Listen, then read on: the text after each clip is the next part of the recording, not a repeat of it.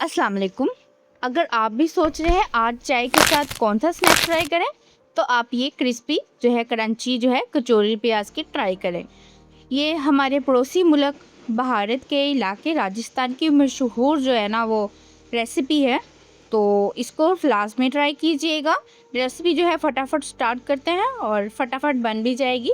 और इसके लिए मैंने सबसे पहले इसका डो रेडी करेंगे मैदा, या आप इसके लिए जो है ऑल पर्पज़ फ्लावर भी यूज़ कर सकते हैं, चक्की का आटा भी यूज़ कर सकते हैं, वो आपके ऊपर है। मैंने मैदा यूज़ किया है, इसके अंदर सॉल्ट डाला है और अजवाइन को हथेलियों की मदद से थोड़ा सा गर्माइश मिल जाएगी, उससे इसका जो है ना फ्लेवर बहुत ही नैस हो जाता है। तो हथेलियों से थोड़ा सा मसल कर ऐड कर देना है और साथ साथ घी ऐड कर देना है। ये तकरीबन हमारा आधा किलो से थोड़ा सा ज़्यादा है, मैदे की क्वांटिटी 2 कप से ज़्यादा है, तो इसके अंदर घी क्वांटिटी तकरीबन 6 चम्मच जाएगी। और आपने इसको अच्छे से मोइन कर लेना है। आप देख सकते हैं ये मुट्ठी जब बंद होगी, मोइन करने का मतलब है, तो ये अच्छे से फॉर्म में आ जाएगा। इसके बाद इसके अंदर हल्का हल्का पानी लगा के और इसको एक सेमी सॉफ्ट सी डो रेडी कर लेनी है। जो हम समोसों की डो रेडी करते हैं वो थोड़ी ही सख्त होती है और ये थोड़ी आपने सॉफ्ट रखनी है, क्योंकि ये हमने कचौरियाँ बनानी है। ये देख सकते हैं इस तरह जब इकट्ठी हो जाएगी, अच्छे से नीट करना है। जितनी अच्छे से डो आपकी बनती है उतना अच्छा आपकी कोई भी रेसिपी होती है वो बनती है। तो इसको हम थोड़ी देर रेस्ट दे देंगे, तब तक फिलिंग रेडी कर लेते हैं। फिलिंग के लिए पहले प्रिपरेशन करनी है, तो खुश्क धनिया और इसके अंदर ज़ीरा, खुश्क धनिया 2 टेबलस्पून, ज़ीरा 1 टेबलस्पून और सौंफ 1 टेबलस्पून और अजवाइन हाफ़ टी स्पून ऐड करके इसको हल्का सा आपने रोस्ट करना है। ये इसका स्पेशल जो है, इसके अंदर मसाला जो जाएगा वो है। तो इसको आपने तेज़ आंच पे नहीं रोस्ट करना है, हल्की हल्की आंच पे रोस्ट करना है। उसके बाद इसको निकाल कर और इसको कुंडी में ही दरदरा दरदरा पीसना है। इसको बिल्कुल फाइन पाउडर नहीं इसका बनाना है, दरदरा दरदरा पीस लेना है और इसको निकाल लेना है। ये बेहतरीन सा मसाला, इसको आप बना के रख भी सकते हैं पहले ही। अगर आप रोज़ जो है वो चाय के साथ कोई स्नैक्स खाना पसंद करते हैं, तो आप इसको मसाले को बना के रख लें।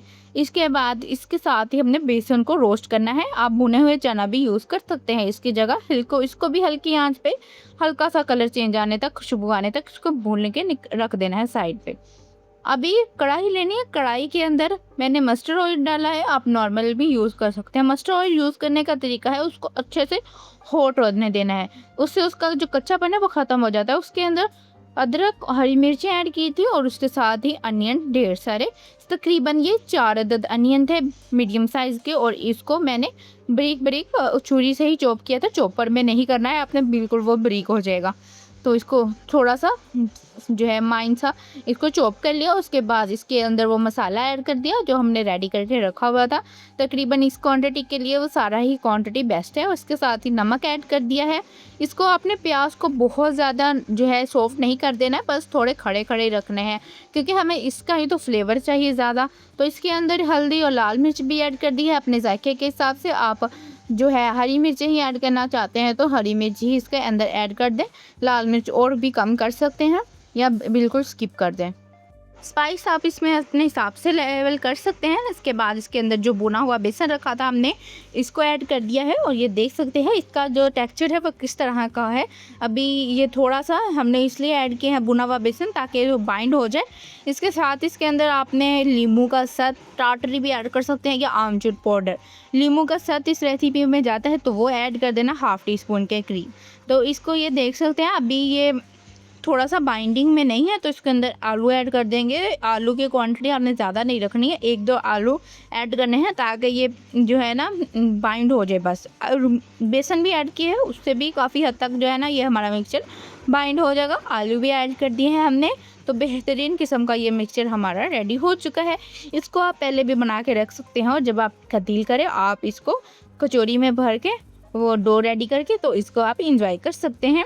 तो ये हमारा जो है ना अंदर की फिलिंग रेडी हो चुकी है। अब इसको अच्छे से मिक्स करेंगे और लास्ट में इसके अंदर जो है ना आप हरा धनिया, पुदीना वगैरह ऐड करके तो इसको हम उतार लेंगे। ये देख सकते हैं इसका टेक्सचर बिल्कुल अब ये बाइंड हो चुका है। सिर्फ उसके अंदर छोटे साइज़ के 3 आलू मैंने ऐड किए थे, तो क्वांटिटी भी आप देख सकते हैं। मैंने पुदीना ऐड किया है, हरा धनिया क्योंकि गर्मियाँ ज़्यादा है तो फ्रेश मिल जाए तो आप इसके अंदर ऐड कर दीजिएगा।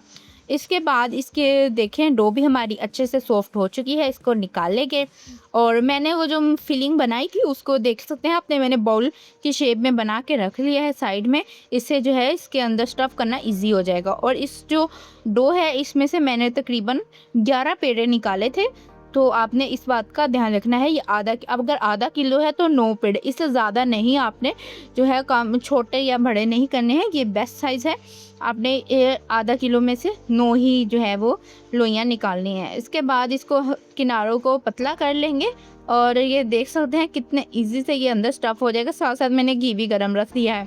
तो किनारों को अच्छे से बारीक करके सेंटर में ये फिलिंग रख के और साइडों से इसको अच्छे से आपने इस तरह से फोल्ड कर लेना है। अंदर की तरफ अच्छे से इसको पैक करना है ताकि ये फ्राई करते वक्त खुले नहीं। ये देख सकते हैं, इसको सबको हम फिलिंग करके रख लेंगे।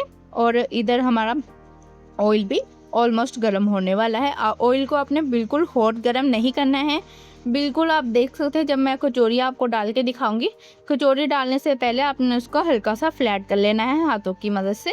तो इसके बाद जब मैं इसको ऑयल में डालूंगी तो आपने देख लेना है, ये देख सकते हैं ऑयल का टेम्परेचर बिल्कुल जो है वो हल्के हल्के से बबल्स आ रहे हैं। इससे ज़्यादा हो जो है वो हॉट ऑयल ना हो। तो इसको आपने इस पे जो है आंच को स्लो ही रखना है, स्लो आंच पे इसको कुक करना है। और कचौरी आपकी ऑटोमेटिकली हल्की होकर फूल के ऊपर आ जाएगी। तो इसको आपने फिर इसकी साइड चेंज करनी है और इस तरह इसको गोल्डन कलर आने तक आपने फ्राई करना है। ये देख सकते हैं बिल्कुल फूल के हमारी कचौरी ऊपर आ चुकी है। अब मैं जो है ना इसकी साइड चेंज कर दूंगी। ये देख लेंगे आप, इसको बेहतरीन किस्म की हमारी ये मज़ेदार किस्म की कचौरी बनके रेडी हो चुकी है। गर्मियों में प्याज का जो है इस्तेमाल ज़्यादा करना चाहिए क्योंकि ये हमें गर्मी की शिद्दत से तपिश से बचाते हैं, लू जिसको बोलते हैं। तो इसलिए आप लास्ट में जो है दोपहर में प्याज का इस्तेमाल किया करें। ये देख सकते हैं बातें करते करते हमारी कचौरियाँ भी बिल्कुल गोल्डन हो चुकी हैं। अब हम इनको निकाल लेंगे। आपको आज की रेसिपी कैसी लगी कमेंट करके ज़रूर बताया करें। किस मुल्क से या किस शहर से देख रहे हैं, आपके कमेंट पढ़ने में बहुत मज़ा आता है। तो कोशिश करती हूँ आपके लिए कुछ ऐसी मज़ेदार यूनिक रेसिपी लेकर आऊँ जिसको आपको खाने में भी मज़ा आए और देखने में भी मज़ा आए। तो मिलती हूँ किसी ऐसी मज़ेदार यूनिक रेसिपी के साथ, तब तक के लिए अल्लाह हाफिज़।